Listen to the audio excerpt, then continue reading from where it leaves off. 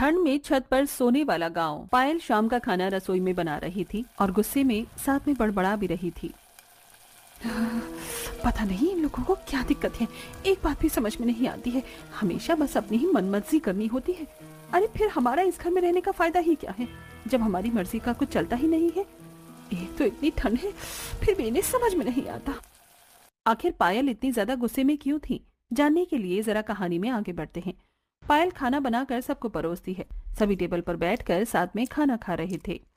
चलो चलो, खाना तो खत्म होने वाला है, आप खाना खाते ही सब जल्दी से ऊपर पहुंच जाओ, सोने की तैयारी शुरू करो, आज वैसे ही पहले बहुत देर हो गई है। हाँ मम्मी, चिंता मत करो, बस अभी खाना खाकर ऊपर बिस्तर लगा देंगे, मैं और भाभी दोनों मिलकर। ठीक है, पहले हम ऊपर चले जाते हैं, उसके बाद तुम दोनों बिस्तर लेकर ऊपर आ जाना। हाँ जरूर, यही काम रह गया है ना मुझे तो। सभी खाना खा लेते हैं और उसके बाद पायल और रिया दोनों मिलकर छत पर जाकर बिस्तर लगाने लगती हैं। दोनों बिस्तर बिछा ही रही थी, तभी वहां सामने वाली छत पर, जो उनकी दीवार से बिल्कुल दीवार सटी हुई थी, उनकी पड़ोसन बहू भी वहां पर बिस्तर बिछा रही थी। और पायल, घर का सारा काम खत्म हो गया? हाँ, सबने खाना पीना खा लिया है, अभी सबका बिस्तर लगा दूंगी, सब लेट जाएंगे, उसके बाद बस बर्तन धोने बचे हैं, जाकर वही धोऊंगी। एक तो इतनी ठंडी ठंडी हवा चल रही है और ठंड में रात को बर्तन धोना बड़ा मुसीबत होता है। इसलिए सर्दी में मैं तो पहले ही काम खत्म कर लेती हूँ, उसके बाद काम करने का मन ही नहीं करता, वो भी ठंडे पानी से। तभी वहाँ पर पायल और नेहा के ससुराल वाले ऊपर आ जाते हैं। अरे शीला आ गई, आज तो तू भी जल्दी छत पर आ गई, लेकिन आज तो बहुत ही ठंडी हवा चल रही है, बड़ी ठंड है, मैं इसीलिए मोटी रजाई लेकर आई हूँ। हाँ सच में बहुत ठंडी हवा चल रही है, हमने भी मोटे कंबल और रजाई निकाल ली है, अब सर्दी बढ़ेगी और मैंने सोचा तेरे और सरला दोनों के साथ मिलकर आज गप्पे लड़ाऊंगी, इसलिए मैं छत पर जल्दी आई। आज मेरे पास तुम्हें बताने के लिए बहुत धमाकेदार खबर है। क्या कहा, सच में? बता फिर तो जल्दी।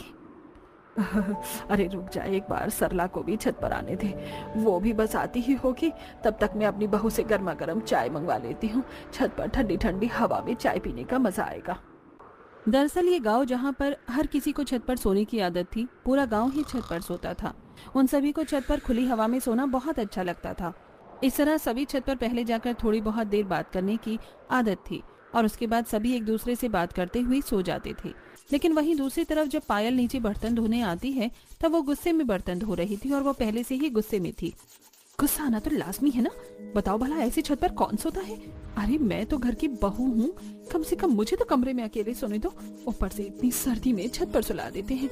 गर्मियों में तो मैंने कुछ नहीं कहा था, लेकिन कम से कम सर्दी में तो मुझे चैन से सोने दो। तो बहू को छत पर सोना पसंद नहीं था, जो कि जरा लाजमी भी है। वहीं दूसरी तरफ सरला की बहू, जिसकी अभी नई नई शादी हुई थी, वो भी छत पर बिस्तर लगाने जा रही थी, लेकिन उसने घूंघट किया हुआ था, जिसकी वजह से वो सीढ़ी पर गिर जाती है। ओए माँ, मर गई मैं तो, फूट गई, बड़ी जोर की लगी है, पैर भी मुड़ गया। उसकी आवाज सुनकर उसकी सास सरला और उसकी ननंद मोना दोनों वहां आती हैं। अरे भाभी, क्या हो गया, आप ऐसे क्यों चिल्ला रही थी? मैं सीढ़ी पर गिर गई हूँ, बहुत जोर से चोट लगी है और मेरा पैर भी मुड़ गया है।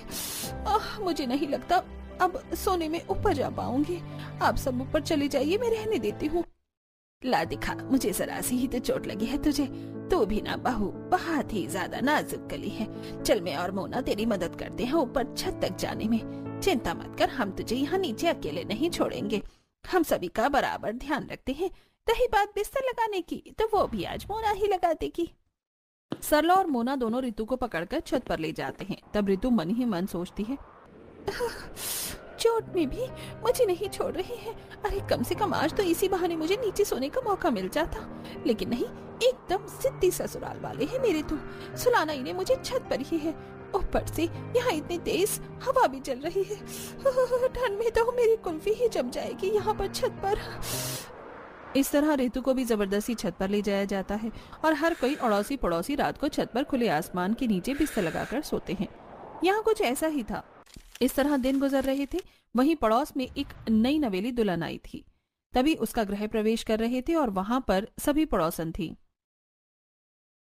आजा बहू, गृह प्रवेश कर, अपने दाहिने पैर से कलश गिरा दे। पलक कलश गिरा कर गृह प्रवेश करती है। उसके बाद सभी कहते हैं, हाँ, स्वागत है हमारे खुले गांव के ससुराल में। एकदम खुली और ताजी हवा का एहसास होगा यहाँ। बिल्कुल सही कहा, यहाँ पर ऐसा खुला वातावरण कहीं नहीं मिलेगा बहू, जैसा हमारे गांव में मिलता है। हमारी बहुओं से पूछो, इसलिए तो खुश रहती हैं।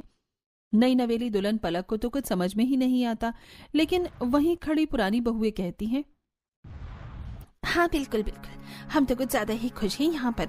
हर रोज खुली हवा में सोने का हमें इतना अच्छा अवसर जो मिलता है, जिसकी वजह से हमारी रात की नींद पूरी नहीं हो पाती है। अरे कुछ दिन पहले मुझे चोट लग गई, लेकिन फिर भी जबरदस्ती मुझे छत पर लेकर गई है सुलाने के लिए। हाँ, और कल पूरी रात मुझे नींद नहीं आई। एक तो इतनी ठंडी हवा चल रही थी, ऊपर से मेरा कंबल भी इतना पतला था। आज भी मुझे खांसी जुकाम हो रखा है, लेकिन नहीं, इन्हें तो सिर्फ अपनी मर्जी चलानी है। सच में क्या ही कह सकते हैं इन लोगों को। अब अगले दिन जब पलक रात को सभी को खाना बनाकर खिलाती है, खाना खाने के बाद वो जब अपने कमरे में जा रही थी, तब उसकी सास उसे रोकते हुए कहती है, अरे बेटा कहाँ जा रही है? चल जल्दी से बिस्तर लेकर छत पर चल, वहीं पर हमारा बिस्तर लगेगा। ये बात सुनकर पलक को बड़ी हैरानी होती है। क्या कहा? छत पर? लेकिन ऐसा क्यों? अरे हमारे यहाँ ऐसा ही होता है। हमारे यहाँ पूरा गांव छत पर ही सोता है। छत पर एकदम खुली और ताजी हवा जो चलती है, छत पर सोने का जो मजा है वो कहीं और नहीं। जल्दी कर, सब लोग छत पर आ गए होंगे। ये बात पलक को तो बड़ी अजीब लगती है, लेकिन वो कर भी क्या सकती थी। जैसा उसकी सास ने करने को कहा, उसने वैसा ही कर लिया। उनके पीछे पीछे छत पर चली जाती है और चारों तरफ नजरें घुमाकर देखती है कि लगभग पूरा गांव ही अपनी छतों पर बिस्तर बिछा रहा था और आधे लोग तो सो भी गए थे। तभी उनकी पड़ोसन सुनीता कहती है, अरे वाह, हमारी नई नवेली दुल्हन भी आ गई छत पर। कैसे नहीं आती, छत पर सोने का मजा ही जो अलग है। वही तो, छत पर खुले में सोना जितना मजा और कहीं हो भी सकता है भला। वहीं दूसरी तरफ सुनीता की बहू मन में सोचती है, ये लोग कुछ भी अपने मन में खुद ही सोच लेते हैं, हमें अच्छा लगेगा, लेकिन इन्हें कौन बताए हमें जो छत पर सोना बिल्कुल भी पसंद नहीं है, लेकिन जबरदस्ती ऊपर उठाकर ले आते हैं। मैं तो पलक का सोच रही हूँ, बेचारी को शादी के दूसरे ही दिन छत पर जाकर सोना पड़ रहा है। पता नहीं मन में क्या क्या सोच रही होगी। सभी बिस्तर लगाकर सो जाते हैं, लेकिन पलक, जिसके लिए ये सब बिल्कुल नया था, उसे बिल्कुल भी नींद नहीं आती। वो आंखें खोलकर देखती है कि उसके पूरे ससुराल वाले आराम से खर्राटे मारकर सो रहे थे। वो बड़ी परेशान हो जाती है। यार, यहाँ छत पर कितनी तेज हवा चल रही है। मेरे ससुराल वाले नहीं, मुझे तो लगता है पूरे गांव वाले ही पागल हैं। भला ऐसी सर्दी में इतनी ठंडी हवा में छत पर कौन सोता है? सभी लोग कैसे खर्राटे मारकर सो रहे हैं? मुझे तो बिल्कुल नींद नहीं आ रही, मुझे तो बहुत ठंड लग रही है। इस तरह पूरी रात ठंडी हवा में पलक की कुल्फी जम जाती है। वो पूरी रात एक पल भी चैन से नहीं सो पाती और बस करवट बदलती रह जाती है। अगले दिन सुबह पलक सभी को चाय बनाकर देती है। ठंड में सुबह सुबह चाय का अलग ही मजा है। अच्छा बहू, एक बात बता, रात को तुझे मजा आया ना ऊपर सोने में? हे भगवान, ये कैसा सवाल हुआ? मजा तो आया ही होगा माँ। अब ठंड में यहाँ पर इतनी खुली और ताजी हवा में छत पर सोने का मौका मिलेगा तो हर किसी को अच्छा तो लगेगा ही। हे भगवान, मुझे तो मेरा पति भी बिल्कुल पागल ही लगता है। ठंड में छत पर कौन सोता है? इस तरह सभी गांव वाले हर रोज छत पर ही सोते थे, लेकिन बहुओं को बिल्कुल भी नींद नहीं आती थी। ना तो उन्हें बिल्कुल भी आदत थी छत पर सोने की, और ऊपर से उन्हें बहुत सी परेशानी भी होती थी। एक रात जब सभी आराम से सो रहे थे, तब पायल, अरे यार, छत पर तो इतने मोटे मोटे मच्छर हैं, लगता है एक ही दिन में ये मेरा सारा खून पी जाएंगे। अब क्या करूं? ऊपर से मुझे बहुत ज्यादा ठंड भी लग रही है। पायल को बिल्कुल भी नींद नहीं आ रही थी और वो आंख बंद करके दोबारा सोने की कोशिश करती है, लेकिन तभी उसकी ननंद रिया उसके ऊपर पैर रख देती है, जिसके बाद उसे गुस्सा आता है। लो जी, बस इसी चीज की कमी रह गई थी। मेरे ऊपर इतना भारी 10 किलो का पैर रख दिया है। सब इतना चिपक कर सोते हैं, बिल्कुल नींद नहीं आती है। पायल गुस्से में रिया का पैर उठाकर फेंक देती है और दोबारा सोने की कोशिश करती है, लेकिन इस बार रिया उसके ऊपर हाथ रख देती है। कौन सी मनहूस घड़ी में मैं आकर इस गांव के ससुराल में फंस गई हूँ। सिर्फ इस ससुराल में नहीं, इस गांव के किसी भी ससुराल में आना बेवकूफी है। इस बार पायल उसका हाथ हटाती है और उसके बाद वो उठकर टहलने के लिए छत के दूसरे कोने पर जाती है। तभी सामने उसे लंबे बालों वाली एक परछाई नजर आती है, जिसे देखकर वो डर जाती है और हल्का चिल्लाती ही है कि चुड़ैल। अरे शांत, चुप हो जा पायल, कोई चुड़ैल नहीं है, मैं हूँ सीमा। अच्छा तुमने तो मुझे डरा ही दिया। तुम अब तक सोई नहीं? अरे यार कहाँ, एक तो इतनी ठंडी हवा चल रही है, बड़ी ठंड लग रही है, ऊपर से इतने मोटे मोटे मच्छर काट रहे हैं, पूछो ही मत। सच में यार मेरा भी यही बुरा हाल है। एक तो मेरे ससुराल वाले इतना चिपक कर सोते हैं, मुझे जगह ही नहीं मिलती। ऊपर से इतनी ठंड में छत पर सोना पड़ रहा है जहाँ बिल्कुल भी नींद नहीं आती। सर्दी में तो इंसान को ज्यादा सोना चाहिए और हमें तो ढंग से रात को भी सोने को नहीं मिल रहा। सच में यार कहाँ फंस गए हम। इस तरह दिन गुजर रहे थे और उन्हें जबरदस्ती छत पर सोना पड़ रहा था। कुछ दिन बाद गली के कोने पर सभी पड़ोसनी इकट्ठा होती हैं। सभी साथ मिलकर बाजार में सब्जी लेने जा रही थी। क्या हाल है तुम सबका? क्या ही हाल हो सकता है, बद से बदतर हो रहा है। पूरी पूरी रात नींद नहीं आती, बस करवट बदलते रह जाते हैं। इतनी ठंड में ऊपर से जुकाम भी हो गया है। सच में इतनी ठंड में ढंग से सोने को भी नहीं मिलता है।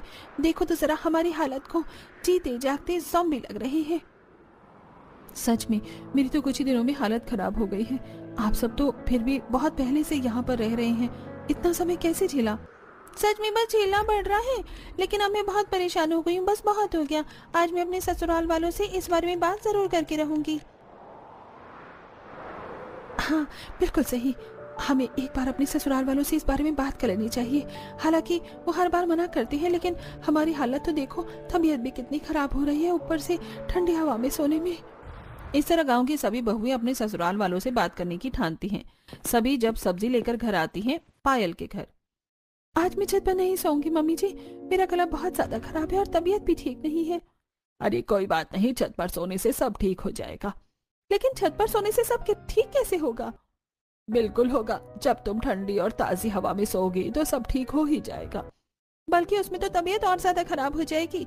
मुझे छत पर नहीं सोना है, मैं नीचे यहाँ अपने कमरे में अकेले से सो जाऊंगी। ऐसे कैसे सो जाओगी? हमारे घर की परंपरा है, हर कोई ऊपर छत पर एक साथ ही सोता है। तुम ऐसे हमारी बात के खिलाफ नहीं जा सकती।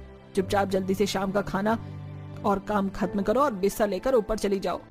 वहीं दूसरी तरफ नेहा के घर में, मुझे छत पर इसलिए नहीं सोना क्योंकि मुझे वहाँ नींद नहीं आती और अब सर्दी भी बढ़ गई है, बहुत ठंडी हवा चलती है। तो क्या हुआ, रजाई भी तो मोटी है और हम भी तो सोते हैं, हमें तो कोई ठंड नहीं लगती। लेकिन माँ जी क्या छत पर सोना इतने ही जरूरी है?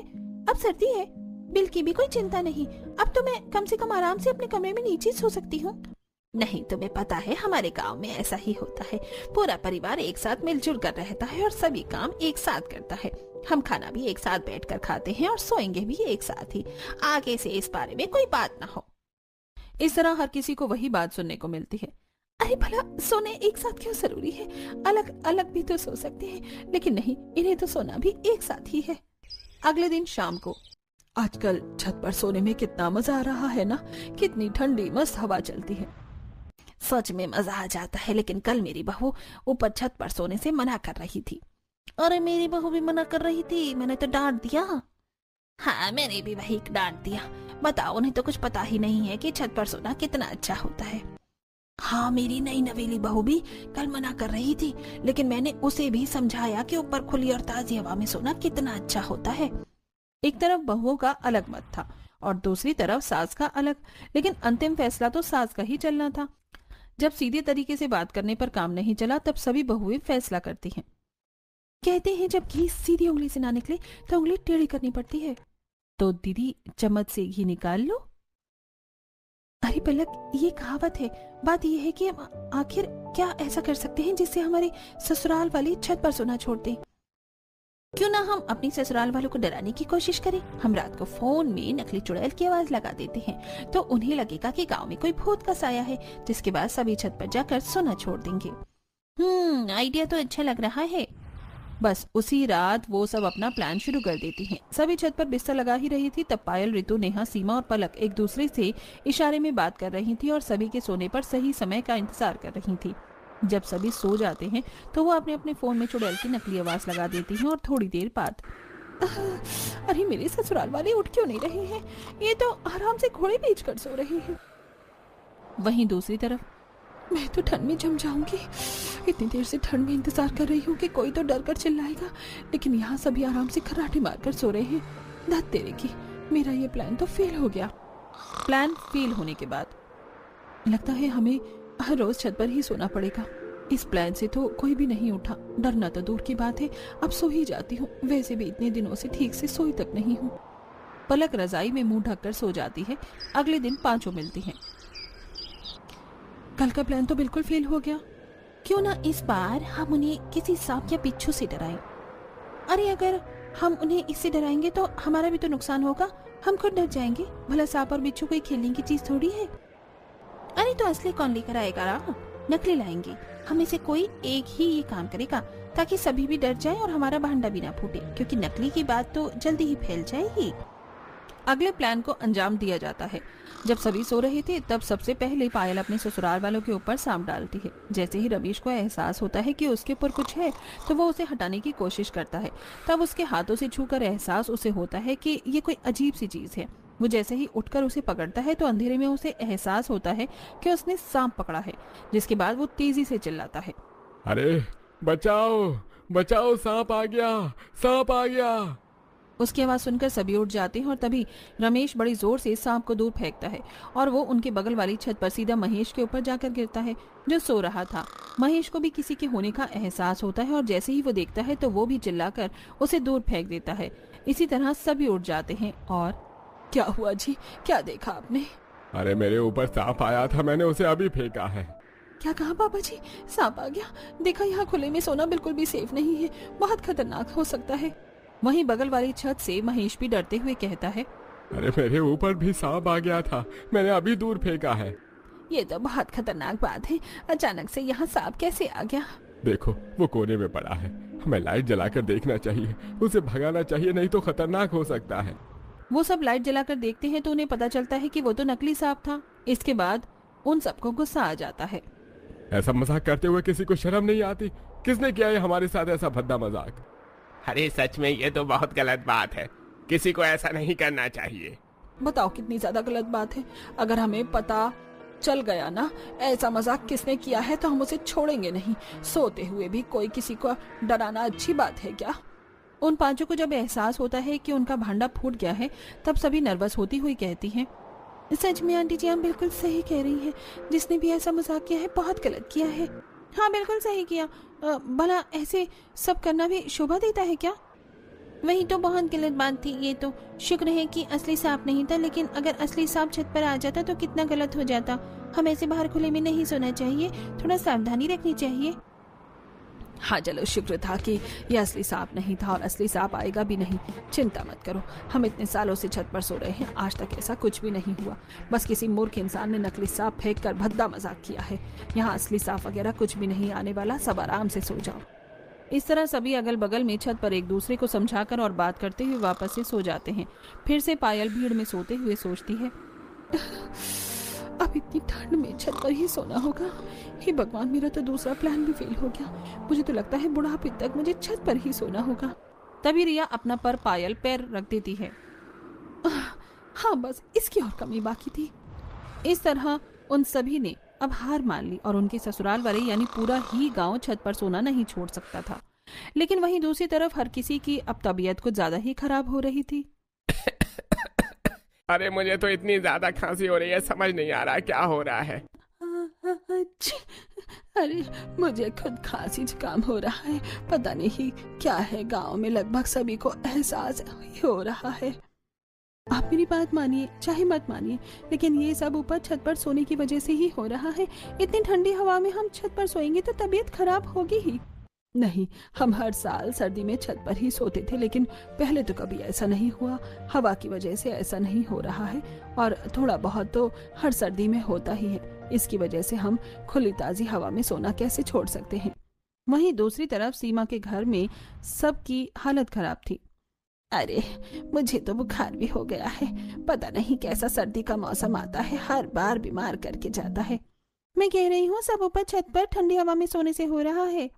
ऐसा नहीं है, हम इतने समय से छत पर सो रहे हैं और मैं भी तो छत पर सोता हूँ, लेकिन मैं तो बिल्कुल ठीक हूँ, मुझे कुछ नहीं हुआ।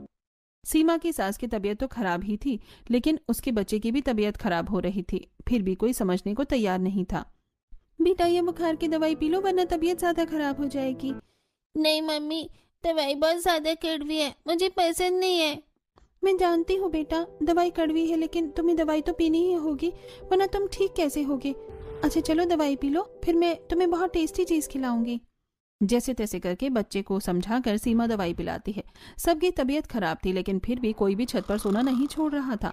कुछ दिन बाद सभी के टेस्ट करवाए जाते हैं और लगभग काफी ही लोगों की तबीयत ज्यादा खराब थी। जब गांव का डॉक्टर ये रिपोर्ट देखता है तो वो अपने जूनियर डॉक्टर के साथ गांव में कैंपेन के लिए जाता है। वहां पर वो सरपंच के साथ मिलकर सभी गांव वालों को इकट्ठा करते हैं। तो बताइए डॉक्टर साहब, ऐसी कौन सी बात है जो आप हम सभी गांव वालों से करना चाहते हैं और जो बहुत जरूरी है? क्या कोई समस्या है? हाँ सरपंच, बिल्कुल बहुत बड़ी समस्या है जो इस गांव में हवा चल रही है। ये बात सुनकर एक बार को सभी गांव वाले घबरा जाते हैं। लेकिन ऐसा क्या है जिसकी वजह से सभी गांव वालों को खतरा है? मैं आप सभी को समझाता हूँ। देखिए, आप सभी बहुत समय से ही छत पर सो रहे हैं, जो कि बहुत अच्छी बात है। हमें ऐसा करना चाहिए। छत पर ठंडी और ताज़ी हवा में सोने पर हमारा शरीर मजबूत होता है और इम्यूनिटी सिस्टम भी अच्छा होता है। अरे बिल्कुल सही कहा डॉक्टर आपने, इसीलिए तो हम सभी पूरा गांव मिलकर छत पर रात को सोते हैं। वहीं दूसरी तरफ बहू वाला ग्रुप, ये डॉक्टर सटिया गया है क्या? हमारी मुसीबत कम करने के बजाय बढ़ा रहा है। डॉक्टर आगे अपनी बात कहते हैं। हाँ बिल्कुल, हमारे पूर्वज भी पहले छत पर सोते थे, क्योंकि पहले बहुत सारे पेड़ पौधे होते थे, खुली हवा होती थी। पहले इतनी गाड़ियां और टेक्नोलॉजी भी नहीं थी, लेकिन अब धीरे धीरे जमाना बदलने लगा है, टेक्नोलॉजी होने लगी है। अब घर में हर फ्रिज, एसी, टीवी और बहुत सी बाइक और गाड़ियां भी हैं, जिसकी वजह से हवा दिन ब दिन दूषित होती जा रही है। खासकर सर्दियों के मौसम में, जिस समय पराली भी बहुत ज्यादा जलती है, जो कि पॉल्यूशन का बहुत बड़ा कारण है। अरे बिल्कुल सही कहा आपने, लेकिन इन सब बातों का क्या तात्पर्य है? इन सभी बातों का तात्पर्य है कि अब जो आज की हवा है वो पहले के जमाने की तरह बिल्कुल शुद्ध और ताजी नहीं रही, जिसकी वजह से हमारे शरीर में बहुत गंदी हवा जाती है। दिन में तो हमारी मजबूरी होती है घर के बाहर जाकर खेतों में काम करना या हमारा नौकरी करना, लेकिन रात को आप सभी की ऐसी कौन सी मजबूरी है जो आप सब छत पर सोकर इतनी गंदी हवा को अपने शरीर के अंदर लेकर जा रहे हैं? रात को तो हमारा शरीर रेस्ट करता है, सारी गंदी हवा को बाहर निकालता है, लेकिन आप सभी उसे रेस्ट देने के बजाय वही गंदी पोल्यूशन वाली हवा में सोकर अपने शरीर को और दूषित कर रहे हैं। ये बात सुनकर सभी गांव वाले हैरान हो जाते हैं और समझने की कोशिश करते हैं कि आखिर डॉक्टर सच में उनसे क्या कहना चाह रहे थे। देखिए, इसीलिए आधे से ज्यादा गांव बीमार हो रहा है। हर किसी को खांसी, जुकाम, गला खराब हो रहा है, ये सब पोल्यूशन की वजह से। जब मैंने आप सभी की रिपोर्ट को चेक किया और मुझे इसका कारण पता चला, तो मैंने जल्दी से फैसला किया कि आप सभी को इस बारे में बताया जाए। देखिए, ये सोच अच्छी है कि खुली और ताजी हवा में सोना चाहिए, लेकिन आजकल वो खुली और ताजी हवा है कहाँ? पहले के जमाने में पोल्यूशन नहीं था तो सब शुद्ध था, लेकिन आजकल आप वाकिफ हैं कि सब सच्चाई से। तो फिर इतना बड़ा खतरा क्यों मोल लेना, जिसकी वजह से हमारी तबीयत खराब होती है और ये हमारे स्वास्थ्य के लिए बहुत हानिकारक है। अरे बिल्कुल सही कहा डॉक्टर ने। तो आप सभी गांव वाले अगर अपने स्वास्थ्य को सही करना चाहते हैं तो सर्दियों में खासकर छत पर न सोया जाए, तभी पोल्यूशन ज्यादा होता है और गर्मी में इतनी परेशानी नहीं होती। अरे तो गांव वालों, सभी ध्यान से सुनो। हमारी पुरानी जो प्रथा थी छत पर सोने की, वो पुराने जमाने के हिसाब से ठीक थी, लेकिन बदलते समय के हिसाब से और बढ़ते पोल्यूशन की वजह से अब हमें फैसला लेंगे कि छत पर कोई न सोए। खासकर सर्दियों में सभी अपने परिवार के साथ अब नीचे अपने कमरों में ही सोएंगे। इस तरीके से ऑफिशियली ये गांव के सरपंच द्वारा निर्धारित हो जाता है। सभी गांव वालों को भी ये बात समझ आ जाती है और वो भी छत पर सोने का फैसला छोड़ देते हैं। सभी डॉक्टर के पास जाकर धन्यवाद करती हैं। हमें खुशी है कि हमारी बात सुनने के बाद आपने सभी को समझाने का निर्णय लिया। हमारी मदद करने के लिए आपका बहुत बहुत शुक्रिया। ये तो मेरा फर्ज है, एक डॉक्टर का फर्ज है सबकी जान बचाना और उन्हें सभी सही चीज से अवगत कराना। जब मुझे पता चला कि तबीयत खराब होने के बाद भी कोई नहीं मान रहा है और ये बहुत खतरनाक भी है, तो मेरा मन नहीं माना पीछे हटने का। मैंने निर्णय लिया कि सभी को अगर इस बारे में समझाया जाए। सच में हम सभी इन्हें समझा कर परेशान हो गए थे, लेकिन कोई हमारी बात समझने को तैयार ही नहीं था। आपकी वजह से गांव की ये समस्या सॉल्व हो गई है। वो सभी डॉक्टर को धन्यवाद करती हैं और डॉक्टर वहां से चला जाता है। उन्हीं के कहने पर डॉक्टर सभी को समझाने आया था। अब इस तरह उन सभी को भी ठंड में छत पर सोने से छुटकारा मिल जाता है और अब गांववासी अपने परिवार के साथ नीचे अपने अपने कमरों में ही सोते हैं।